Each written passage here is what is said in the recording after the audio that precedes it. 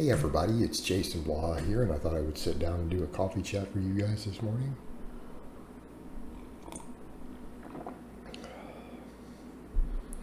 If you guys a forearm shot.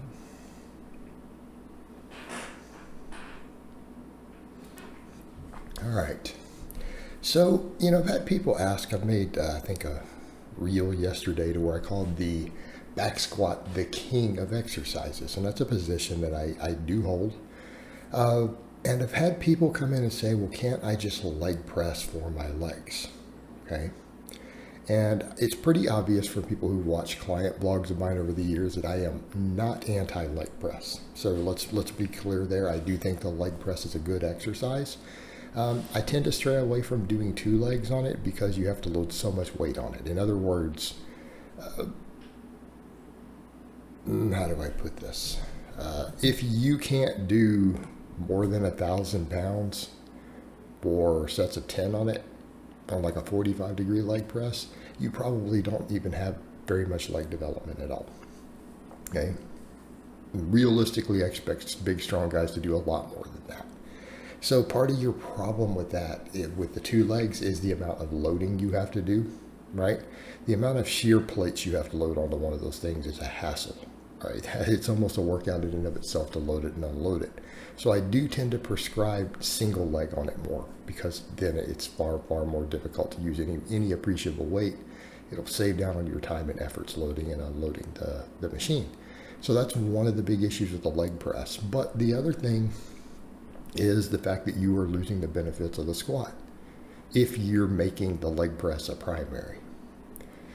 We can run into the same issues even with front squat of other sets of problems, such as the inability to always work the quads as a primary. In other words, it tends to test your core and your upper back more. That's the funny thing. People who will say, well, I don't like the back squat because it's your back gets involved. Your back can become a limiting factor. You got to have a really weak back for that to happen if you're performing it correctly. Okay. And again, we're not talking in the context of a 1 rep max, but yeah, in the context of a 1 rep max with a power squat, sure, your back can become a limiting factor. But if we're talking training for leg size, we're going to be going really deep, right? We're going to be going really, really deep. Your range of motion is going to be longer than that. You're going to have less weight on the bar. Plus, you're probably doing reps. You're doing rep work at that point. Now, with the front squat, the back is more likely to become a limit. So if someone is concerned about, well, I don't want all the back involvement, I don't want it to be a limiting factor, and I'm just trying to grow my legs, why in the hell would you front squat? You better not ever do a front squat then, because that problem is even worse. That issue is exacerbated on the front squat. But with a back squat, no, that's not the case. It shouldn't be a limiting factor, and that's ridiculous. How weak are people's backs? You can't do 10 rep sets on an Olympic squat without your back becoming a limiting factor. Well, let's come back over to the reality of that. If that really is happening, then you need to be doing it because you need to be training your back. Do you not have any back development at all? Okay. Do you not have any back development? Because that's the only way that's happening. So I don't like that argument. And here's the problem. You're not going to get strong if you're not doing these things. These big exercises are going to build strength. And it's kind of like the video I made, I had one come out yesterday, where I said, strength bros, don't be scared of chasing a little aesthetics.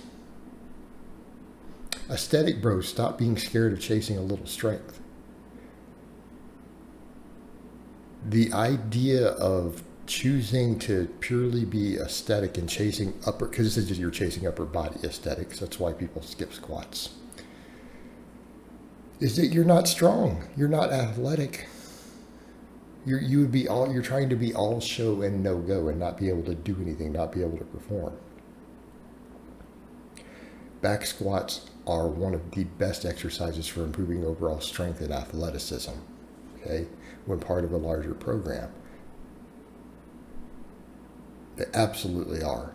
And so the idea of, well, I just want to cut them out to do something easier. Again, you're just being lazy and you're not reaping the benefits. This sort of mindset is just as bad as the strength guys who say, oh, I don't want to ever cut or get lean, or I don't train my arms because I don't care about how I look. You're going to spend all that time in the gym and you don't care at all about how you look. That's ridiculous. We should be getting all of these things. We should be worried about all of these goals of saying, hey, I want to be strong. I want to look good. I want to be fit and healthy. Okay? These are the things that we should be looking at. We should want all of these things. We are training to be better versions of ourselves. We're training to be the best version of ourselves. That's one of the reasons we get under a barbell. So for people who want to then say, well, no, I'm only trying to get a look, I don't care about being strong. Well, that's ridiculous. You're leaving all this potential. And it's laziness. It's accepting and settling for mediocrity.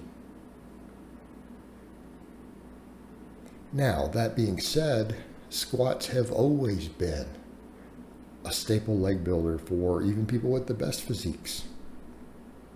They have been forever. There have been a few exceptions, but by and large, even the majority of your top bodybuilders in the world have done back squats. It is an exercise that brings so much to the table in terms of not only lower body development, but core strength, athleticism.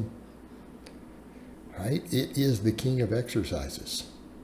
And it's been called that for generations for a reason. And I'm not saying you can't do other leg exercises. By all means, do them after you squat. In fact, it may be a really good idea.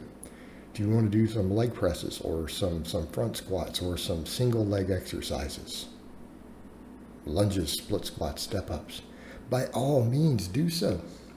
By all means do so if it works into your programming.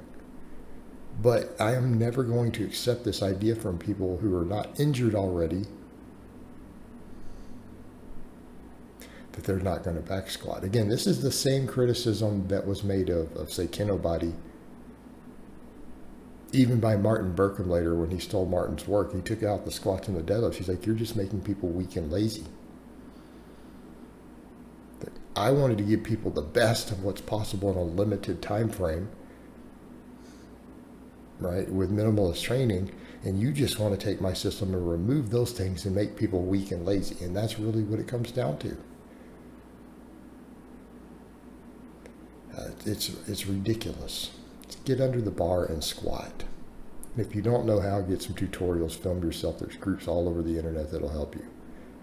Right? I even do consultations.